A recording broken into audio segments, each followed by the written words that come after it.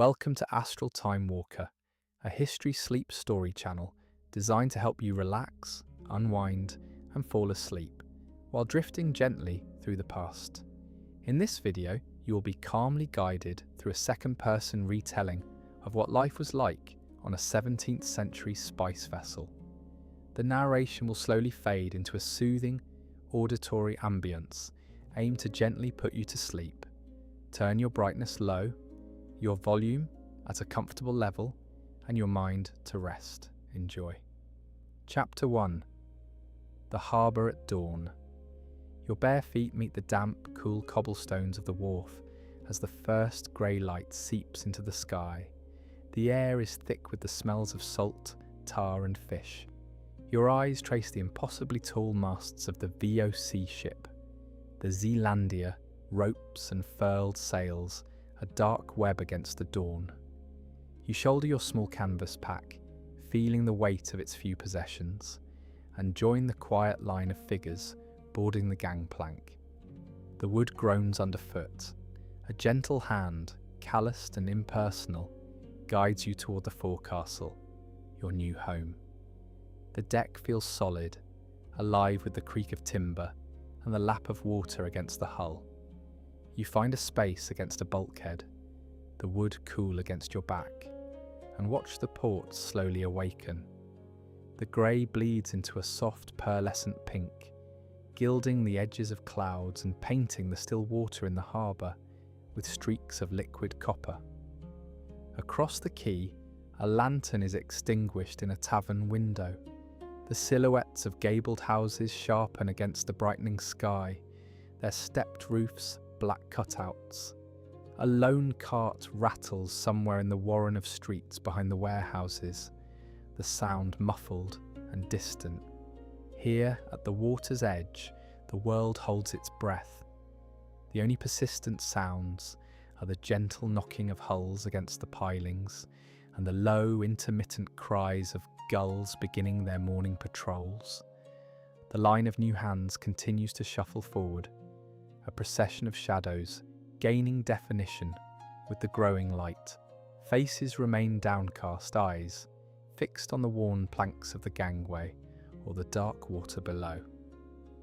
There is no talk, only the shuffle of feet and the occasional muffled cough. The man ahead of you, broad-shouldered and smelling of wood smoke and old sweat, hesitates for a fraction of a second before stepping from the solid stone of the jetty onto the moving plank. It is a tiny surrender, a silent acknowledgement of the leaving about to occur. You follow, your own step less certain, the pack feeling suddenly heavier. On deck, the sense of scale is overwhelming. The masts are towers piercing the low sky. The rigging is a cat's cradle of hemp, a complex and ordered chaos that speaks of a language you do not yet know. The deck stretches away, vast and clean scrubbed, still damp in patches from the night's dew or an early swabbing. The guide's hand on your shoulder is not unkind, merely efficient, directing you to a shadowed space beneath the forward edge of the forecastle deck. Others are already there, stowing bundles, rolling thin blankets, finding their piece of the ship's geography. You settle, your back against the solid, tarred wood of the bulkhead. The canvas of your pack serves as a thin cushion between you and the deck. From this vantage, you can see a sliver of the harbour through the railing. The light has grown stronger, turning the water from slate to a clear, shallow green near the stone walls. A sleek packet boat, its sails already set, glides silently out on the morning tide, a ghost ship departing. On the Zealandia, activity begins with a quiet urgency. Sailors in loose trousers and woolen caps move with a sure-footed grace, checking lashings, coiling down lines. Their movements are economical, practiced, part of the ship's own slow stirring.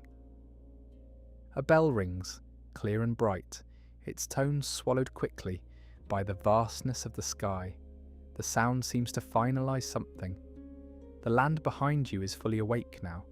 Smoke begins to rise from a few chimneys, and the distant sounds of a market setting up carry on the still air. But here, on this ship, you are already separate. The smells of baking bread and chimney smoke from the town are overlaid by the closer, more immediate scents of oakum, wet hemp, and the profound, damp odour of the ship's bilge. You pull your knees up to your chest, the cool morning air raising goose flesh on your arms. The cobblestones are already a memory, their solid, unchanging nature replaced by this gentle, living sway. You watch a sailor high above, a dark speck against the pale sky, moving along a footrope with the casual ease of a man walking a country lane. You close your eyes for a moment, listening to the symphony of creaks and groans, the liquid whisper against the hull, and you understand that you are no longer of the land. The Zealandia is your world now, and the dawn has broken on the first day of everything that will follow. Chapter 2. The Sailor's Place. A low whistle, soft yet penetrating, cut through the lingering fog of sleep. You unfolded stiff limbs from the deck, the memory of the cobblestones, a phantom sensation beneath your soles, now replaced by the constant, gentle sway of the living deck. The boatswain stood nearby, a silhouette against the brightening sky, his face a map of weathered seams. He did not speak, merely nodded toward a pile of rope coiled near the base of the mainmast. Your first lesson began in silence. The rope was thick as your wrist, its fibres coarse and bleached pale by sun and salt. To lift it was to understand weight and purpose. The smell was ancient and honest, dry hemp and the deep, organic scent of the sea, a perfume of labour. The bosun's hands, gnarled and dark, moved over yours, guiding without gripping. His instructions were quiet, almost murmured, meant for your ears alone, amidst the waking ship's sounds. Thumb here, palm there, a turn of the wrist. You pulled, the rough fibres biting gently into your skin, and began to coil. The motion was awkward at first, the line rebellious, but slowly a rhythm emerged. Pull, coil, heave. The rope became a living thing, a serpent tamed into perfect concentric circles. Later, you knelt on the warm planks with a bucket of seawater and a stiff bristle brush. The water was shockingly cold, sloshing over the deck and your bare feet, leaving the wood a dark, clean brown. You scrubbed in broad, sweeping arcs, following the grain, the brush's rasp a steady counterpoint to the sigh of the rigging. The salt water stung fresh scratches on your knuckles, a sharp, clean pain. Your shoulders and back began to ache with a deep, honest burn, a feeling not of punishment, but of use. You were a moving part within the great wooden machine, and your labour was its lubrication. The sun climbed, a pale gold coin in a vast blue bowl, its heat soaking into the deck until the planks grew warm under your palms and knees. Sweat traced paths through the grime on your arms, mixing with the salt spray. Around you, the ship's day unfolded with quiet efficiency. Men scaled the ratlines like spiders, their movements assured. Sails, still furled, stirred restlessly in the morning breeze. The cook's boy scurried past with a steaming pot, the smell of porridge briefly cutting through the maritime air. You learned to keep your head down, your movements purposeful, to anticipate the swing of a line or the path of a passing sailor. The deck, which had seemed so vast and empty at dawn, was now a carefully orchestrated space, and you were learning your place within its choreography. When the boatswain tapped your shoulder and gestured toward the forecastle, you followed. He handed you a hard sea biscuit, its surface like weathered stone, and a tin cup of small beer. The biscuit required patient work, softening it with a sip of the thin, sour beer. The flavours were simple, almost austere. grain and yeast and a faint herbal tang. You ate sitting on a coil of cable, your back against sun-warmed wood, watching the harbour activity. Gulls wheeled and shrieked over the stern, fighting for scraps. The meal was not about pleasure, but grounding, a transfer of energy from the ship's stores into your willing muscles. Returning to your tasks, you found your hands moving with less conscious thought. The rope seemed to coil itself, your hands remembering the bosun's quiet guidance. The ache in your muscles settled into a familiar presence, a testament to effort. You looked at your palms, seeing the new pink lines where the fibres had pressed, the beginnings of calluses. The bosun passed by again, his eyes scanning your work. He did not smile. His face seemed incapable of that particular arrangement, but he gave a single slow nod before moving on. It was an acknowledgement, a silent transfer of trust. You were no longer just a body occupying space. You were becoming a function, a sailor. As the afternoon watch began, you were given a new task, helping to secure the spare spars lashed along the railing. The work required balance and leverage, your body learning to move with the ship's roll, to use its motion rather than fight it. The sun beat down, the salt drying in crisp patterns on your skin. Your world had narrowed to the feel of rope, the smell of tar and sweat, the sound of wind and wood and water. The immense, daunting mystery of the ship was slowly resolving into a series of known tasks, familiar textures, and learned rhythms. This was your place now, earned not by name or past, but by the slow, patient currency of useful labour. You took a last look at the receding wharf, a blur of colour and noise, then turned back to the spar in your hands, tightening the lashing with a firm, practised pull. The cobblestones were gone. Here on this moving deck, you were beginning to belong. Chapter 3. Unmoored, Part 1. The shouts were not loud, but purposeful, carrying the weight of long-awaited ritual. A deep, resonant thrum vibrated up through the soles of your feet, a sensation felt in the bones more than heard. The capstan, turning below decks, its great wooden arms pushed by a circle of men. The rhythm was slow, inexorable. From the hawse hole forward, the heavy anchor chain began its rattling, dripping ascent, each thick link clanking against the timber of the hull as it emerged from the green harbour depths. The sound was metallic and wet, a heartbeat of departure. The ship itself seemed to sigh, a subtle exhalation through 1,000 seams as the great iron hook broke free of the mud. The deck, which had felt solid and planted, now became lighter, more buoyant, a living thing shaking off sleep. The sensation was unmistakable, a slight lifting looseness. Ropes were cast off from the dock bollards, their heavy ends slithering across the wet stones like waking serpents before being hauled swiftly, hand over hand, back onto the deck. They landed in heavy wet coils, the final tangible threads to the land. You moved to the starboard rail, your hands gripping the smooth-worn wood. Below, the narrow gap of dark green water between the ship's tarred hull and the mossy stone of the wharf began to widen. It was a slow, magical separation. First an inch, then a foot, then a yard of clear water shimmered, reflecting the ship's shadow and the pale morning sky. The fixed world of the port began to slide past with a gentle, dreamlike motion. The gabled houses with their stepped roofs, which had stood immutable against the dawn, now drifted astern.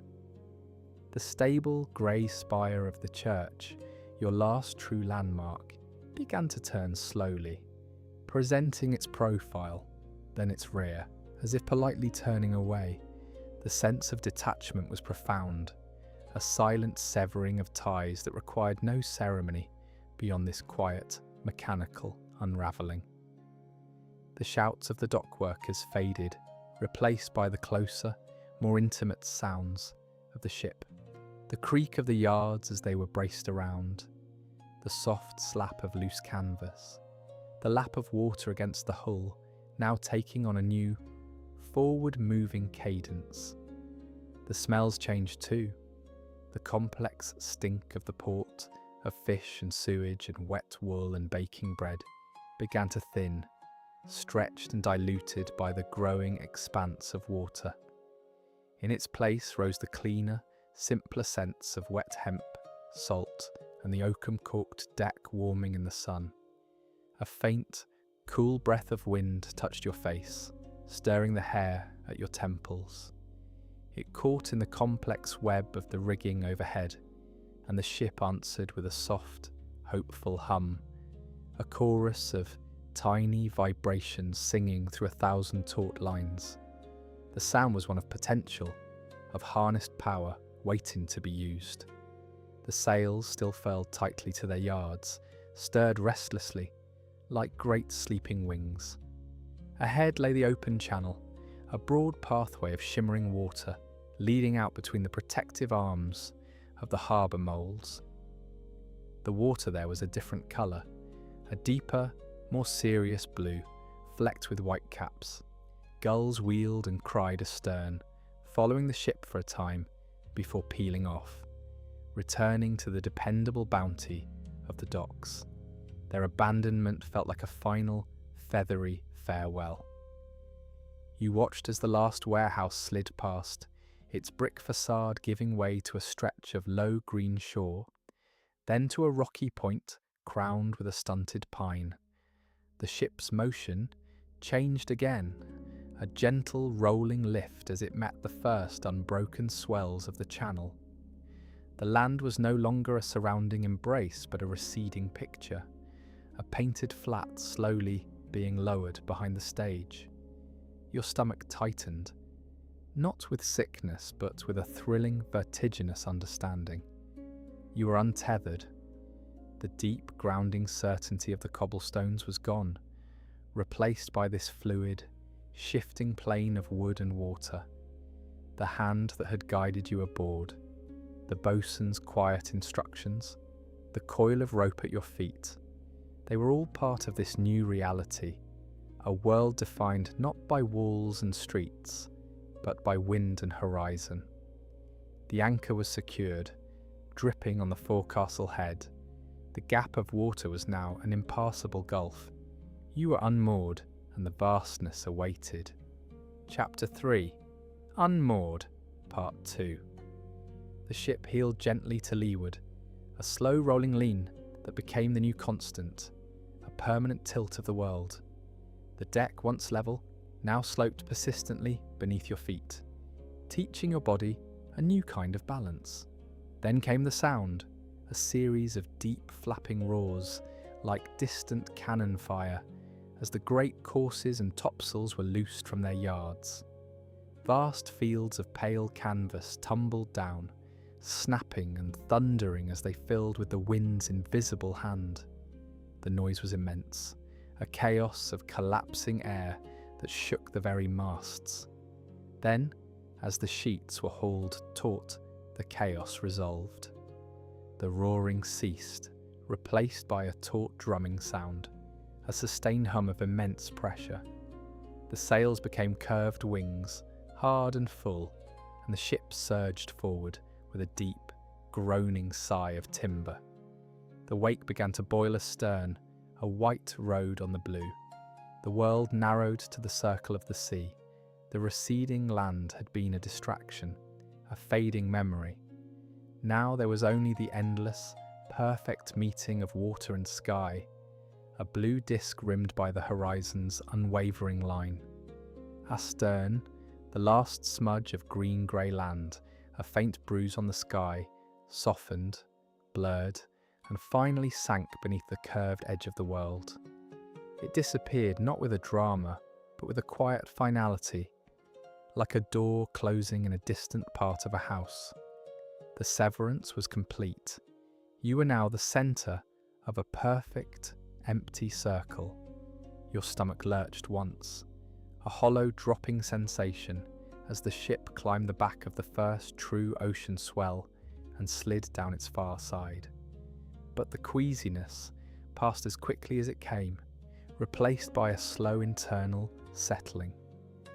Your body began to sync with the rhythm of the sea, the long, slow lift, the momentary pause at the crest where the wind blew fresher, then the smooth, swooping descent into the trough, where the sounds of the ship grew muffled and the sails briefly slackened before filling again with a soft, percussive pop.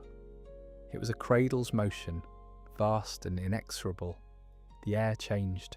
It was cleaner, sharper, scoured of all land smells, no more earth or wood smoke or the dank odour of crowded streets. It was pure salt and wind, cold and bright, carrying a faint, ozone tang of distant weather. You breathed deeply, the salt tang filling your lungs, feeling it scour you from the inside out. The light was different too, harsher, more brilliant, reflecting off the water in a million shifting diamonds, yet somehow softer in its vast, diffuse generosity. The sky was a deeper, more profound blue, and the clouds were grand, sculpted things, moving with stately purpose. The sounds contracted into an intimate lexicon, the ceaseless creak of the ship's joints, a language of timber and stress, and the whisper of parted water along the hull, a constant, hushed conversation. The wind's song in the rigging varied from a low moan to a high, wiry keen. The shouts of the men grew fewer, their work settling into the watch routine. Words were no longer needed for the obvious. The silence was not empty, but full of these elemental voices. A profound, peaceful solitude settled over everything, a solitude shared by every soul aboard. It was not loneliness, but a shedding of clutter.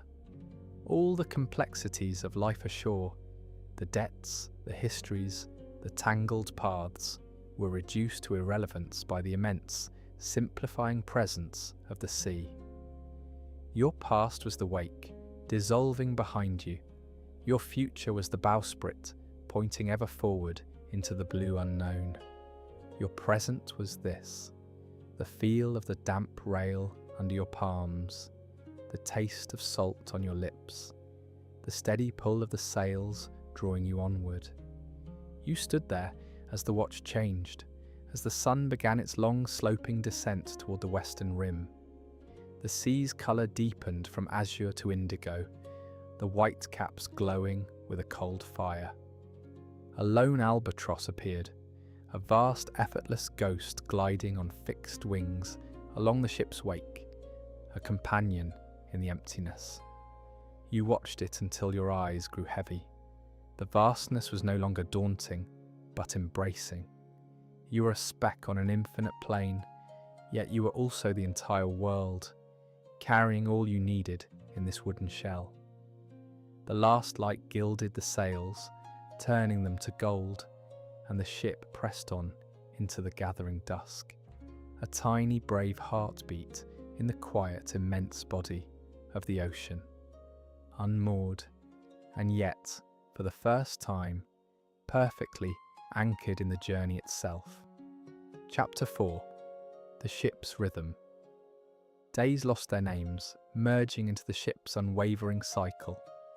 Your world was bounded by the bell that marked the watches, its clear tones partitioning the endless day into manageable spans of duty and rest.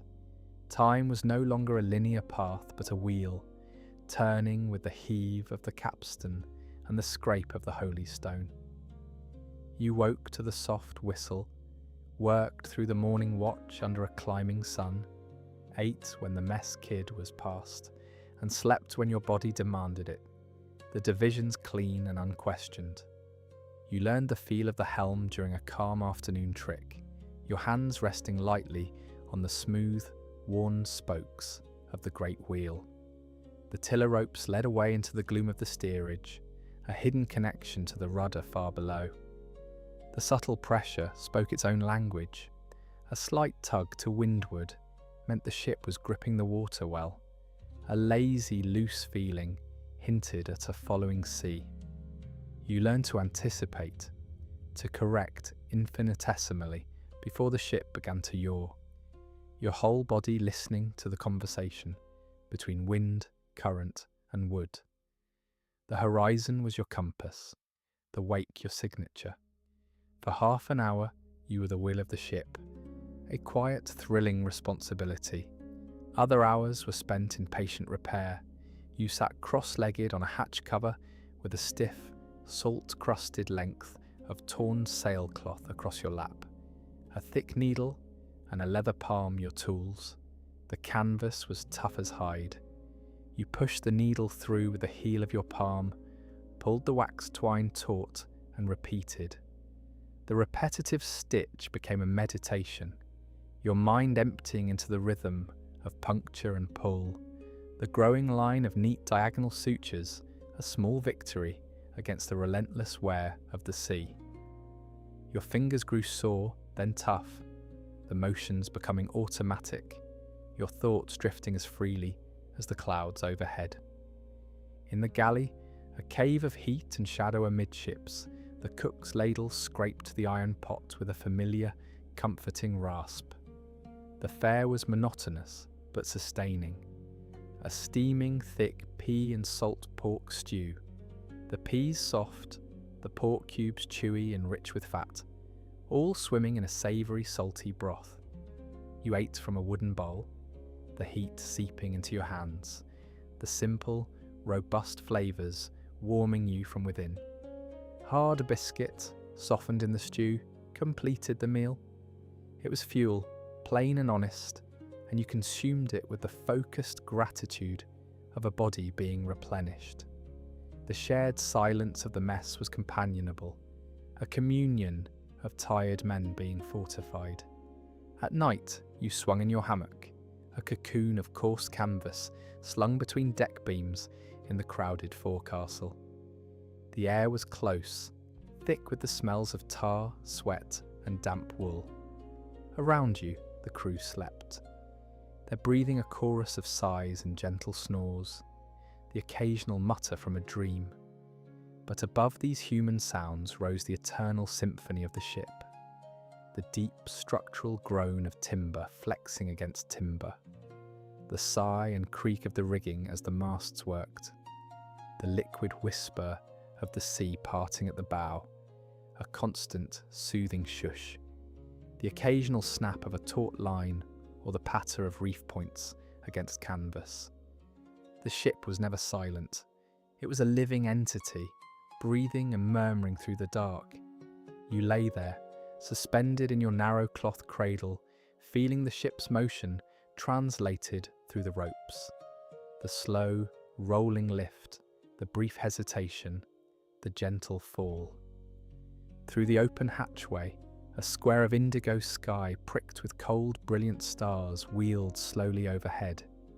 You were cradled in this wooden world, perfectly suspended between the black sea below and the infinite sky above. The anxieties of land, the sharp edges of memory, were sanded smooth by this relentless, rocking rhythm. You were no longer a passenger in your own life, but a functioning part of an organism greater than yourself. Your muscles ached with good fatigue, your skin was salted and toughened, your mind was clear of clutter. The bell would sound again, and the wheel would turn, and you would rise to take your place in the endless, beautiful cycle. The voyage was no longer a crossing towards something, but a state of being. You had found the rhythm, and in it, a profound and simple peace. Chapter 5. The Spice Hold, Part 1. The summons came as a quiet word from the boatswain, an errand to fetch a spare block and tackle from the main hold. You took the offered lantern, its candle flame shielded behind thick glass, and moved toward the forehatch. The descent was into another realm. The companionway ladder, steep and worn smooth by countless hands, led down from the bright, windy world of the deck into a profound and fragrant darkness. The sounds of the sea and the rigging faded replaced by a deep, resonant silence broken only by the creak of the ship's very bones. The air changed palpably with each step, growing warmer, closer, and impossibly dense with scent. Your boots found the hold deck, a surface of rough planks laid over the ship's very ribs. The light from your lantern became a sovereign power in the gloom, a small swaying island of illumination that pushed back the absolute black. It cast huge undulating shadows that leaped and shrank across a landscape of cargo. Barrels, stacked 3 high and lashed securely with rope, formed canyons and towers. Teakwood chests, iron-bound and massive, sat like silent altars. Bales wrapped in coarse jute and matting created soft, geometric shapes. The hold was a cathedral of commerce, a silent, orderly vault. But it was the air that commanded awe.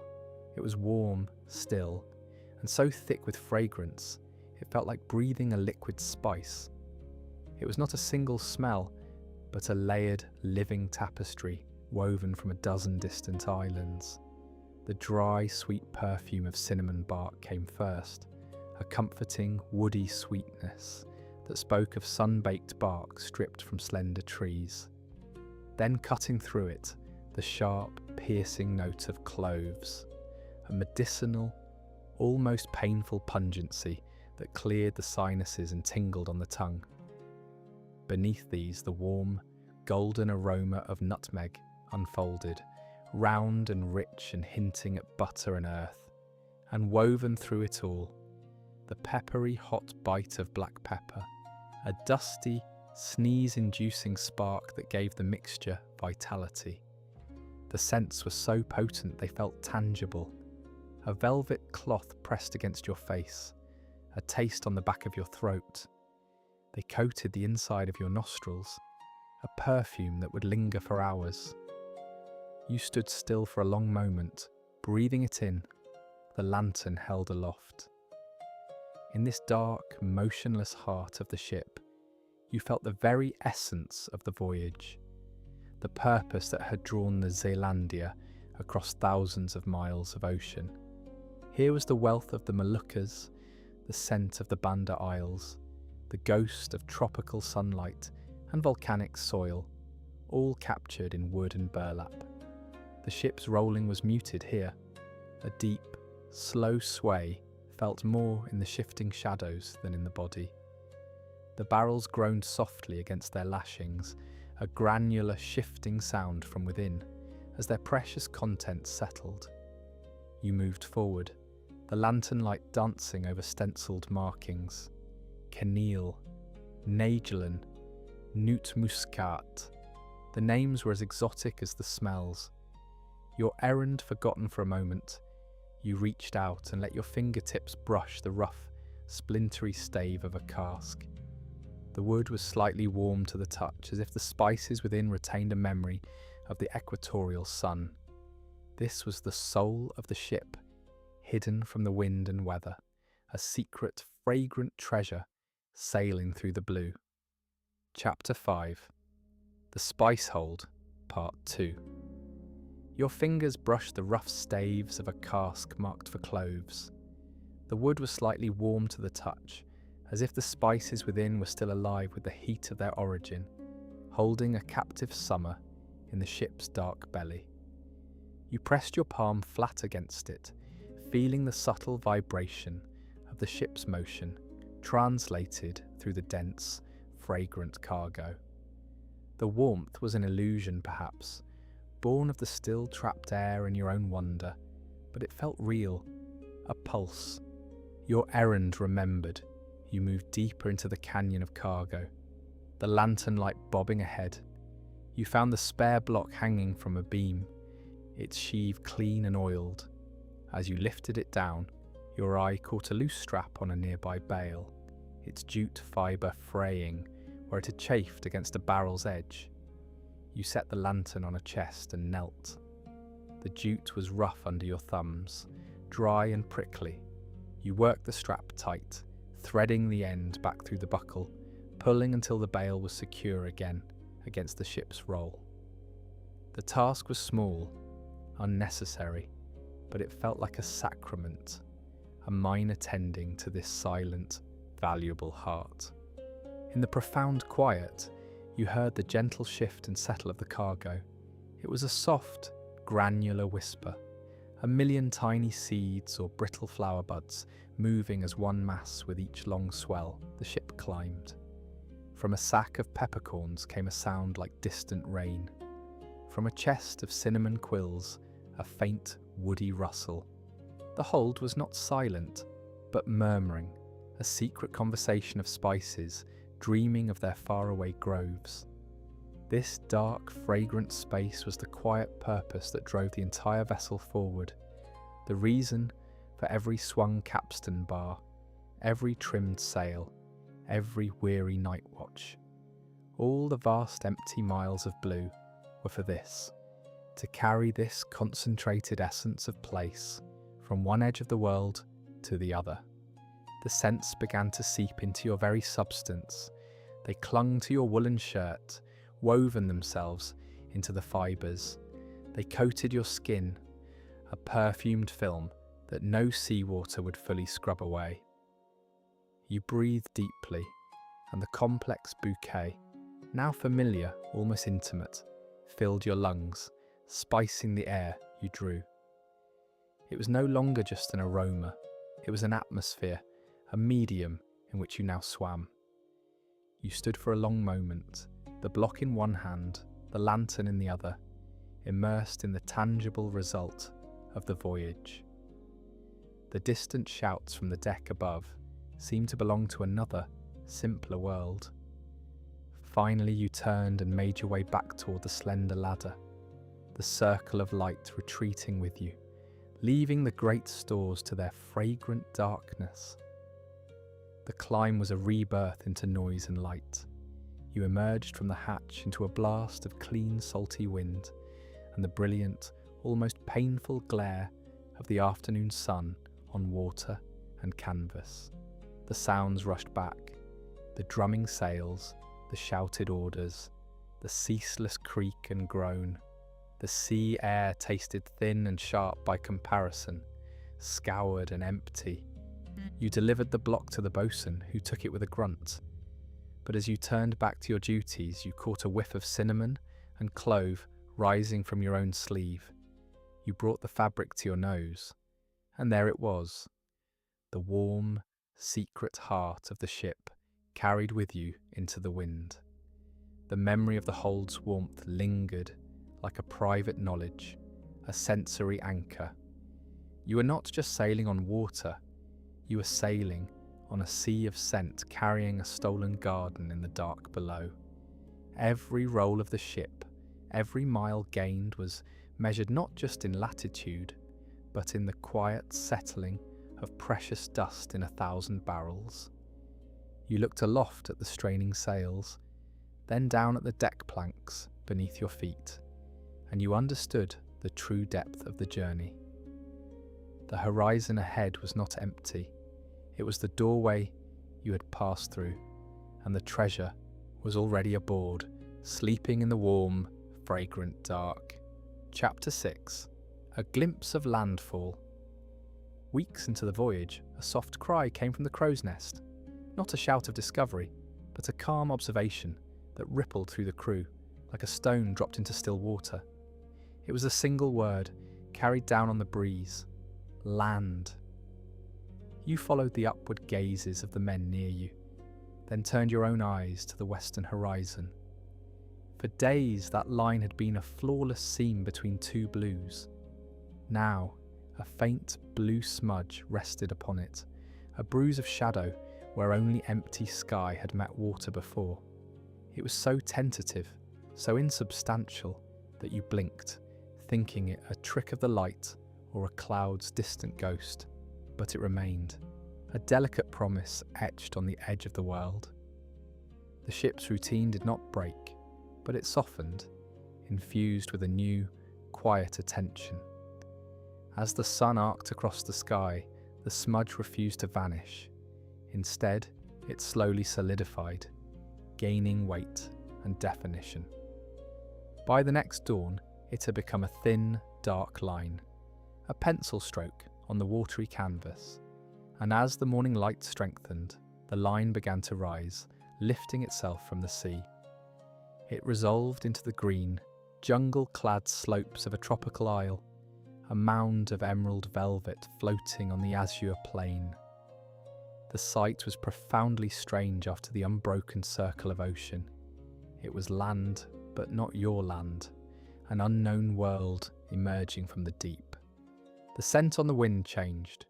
For weeks the air had been a clean, sterile cocktail of salt and spray. Now, a new fragrance arrived, subtle at first, then overwhelming. It was a damp, lush, vegetal smell, thick with the perfume of wet earth, blooming flowers, and decaying foliage. It overpowered the clean brine, a humid exhalation from that green mound. It smelled of life, dense and tangled and fecund, a shock to senses accustomed to the ocean's minimalist purity. With the scent came sound, exotic, unfamiliar bird calls that carried across the water's stillness. They were not the harsh cries of gulls, but melodic trills, sharp chatters, and long warbling notes, a wild chorus from the unseen forest. The ship's pace slowed, its urgency gentled. Sails were trimmed, their drumming softened to a lazy flap. The great wooden machine, which had driven so purposefully across the void, now seemed to tread lightly, respectfully, as one might approach a sleeping creature. A small boat was lowered from the davits, its oars dipping with quiet splashes as a party of men rowed toward the island, seeking a safe anchorage and fresh water. You watched their progress from the rail, the longboat shrinking to a walnut shell against the green vastness. You felt no urgency, only a deep, quiet wonder. This was not your destination. The Spice Islands lay still farther east, but it was a promise, a tangible preview of the world waiting. The island was a beautiful pause in the blue expanse, a proof that the map was real, that the stories of distant shores were not just stories. You studied the details as the ship ghosted closer, the white lace of surf breaking on a distant coral reef, the dark, jagged lines of ravines cutting through the green, the towering, feathery crowns of palms clustered along the shore. It was both inviting and utterly alien, a masterpiece of nature, untouched by the hand you knew. The crew worked quietly, their eyes often drifting toward the shore. The island seemed to absorb sound, the usual shipboard noises feeling muted against its silent, vegetative mass. As the afternoon waned, the lowering sun gilded the jungle's crest, turning it to molten gold and casting long purple shadows across the water. The small boat returned, signalling a safe cove. The anchor was readied.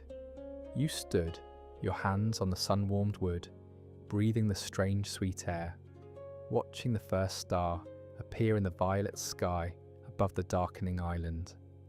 This glimpse was a gift, a reminder that the ocean's emptiness was punctuated by jewels of life. The voyage continued, but for this one evening, the world was not just sea and sky. It had texture, scent, and song. It had land, and in that simple, profound fact you felt the immense, wondrous scale of the journey yet to come. Chapter 7. The turning for home. The holds were full. The scent of spices was no longer a secret from below, but a permanent companion, woven into the very timbers of the ship, a sweet dusty ghost in every corner. It lingered in the folds of the sails, mingled with the salt on the rails, rose from the planking in the noon heat. The great wooden vaults below deck sat heavy and content, their treasure secured, their purpose fulfilled. The voyage's hungry outward reach was sated. A new, quieter purpose began. The captain's orders, when they came, were calm, almost serene. There was no fanfare, no shouted command, only a series of murmured instructions that passed from mate to bosun to crew. Sails were sheeted home, their great curves adjusting to a new point of sail. The bowsprit, that long spear that had pointed east for so many weeks, began to turn with infinite slowness, describing a wide, graceful arc across the blue until it settled, pointing north and west. On the binnacle, the compass cards shivered and then steadied, the lily now kissing a different mark. The shift was profound yet gentle, a change of heart in the ship's wooden soul. The sun, which had arced high and fierce directly overhead in the equatorial crossing, now sat lower on the starboard beam in the afternoons, its light longer, more golden, less brutal. It painted the portside sails in a warm, honeyed light and cast the starboard shadows long and cool across the deck. The quality of the heat changed too, less a pressing weight, more a comforting embrace. The constellations at night, those strange brilliant patterns of the southern sky, began their slow retreat. Old friends, the steadfast North Star, the familiar W of Cassiopeia, crept back into view from behind the northern horizon, their pale light a promise and a guide. The sky itself was turning, welcoming them back. There was no rush, only the steady, patient work of sailing. The urgency that had propelled them toward the islands was gone, replaced by a deliberate, watchful rhythm. The ship was heavier now, laden with its cargo, and it moved through the water with a stately, ponderous grace, its wake a deeper, more deliberate furrow. The tasks were the same, trimming, scrubbing, mending, but they were performed with a different spirit. The work was no longer about pursuit, but about stewardship, about carrying the precious burden safely across the remaining expanse. There was a collective, unspoken exhale, a loosening of a tension none had fully acknowledged they carried.